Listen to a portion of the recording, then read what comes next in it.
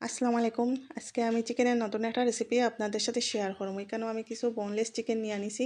চিকেনগুলো ছোট ছোট পাতলা পাতলা করে আমি কাটিয়ে আনিব। তারপরে 3টা পেঁয়াজ বারিক করে কাটিয়ে তার মধ্যে সামান্য হলুদ সামান্য লবণ দিয়ে খুব ভালো করে আমি মাখাই আনিব। খুব ভালো করে মাখাইয়া নিতে হইব। তারপরে প্যানের মধ্যে তেল গরম করিয়ে আমি পেঁয়াজ বেরেস্তা বানাই আনিব। রেসিপিটা খাইতে অনেক স্বাদ হয়।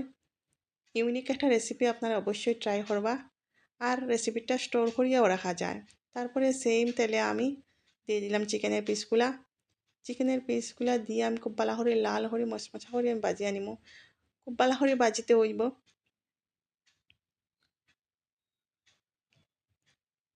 আপনারা চাইলে যে কোনো মাংস দিয়ে এই রেসিপিটা বানাইতে পারেন।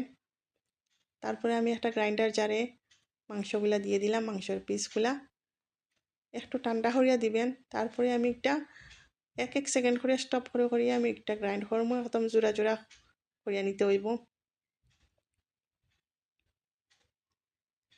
আর একটা প্যানে আমি বেরেস্তা করা তেল দিয়ে দিলাম 2 টেবিল চামচ। এখানেও আপনারা সরিষার তেল ইউজ করতে পারেন। সরিষার তেল ইউজ করলে রেসিপিটা আর একটু বেশি স্বাদ হইব।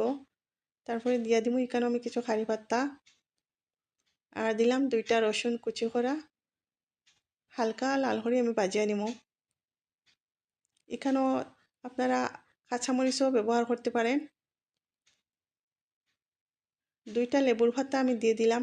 লেবুর পাতাটা অপশনাল, আপনারা না চাইলে স্কিপও করতে পারেন।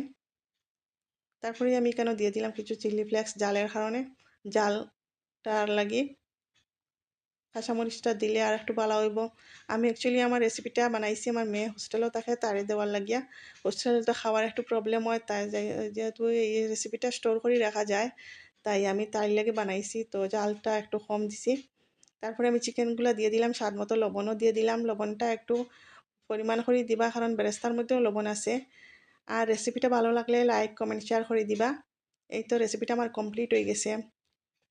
আর অবশ্যই কমেন্ট বক্সে জানাইবা কেমন হইলো আমার রেসিপি।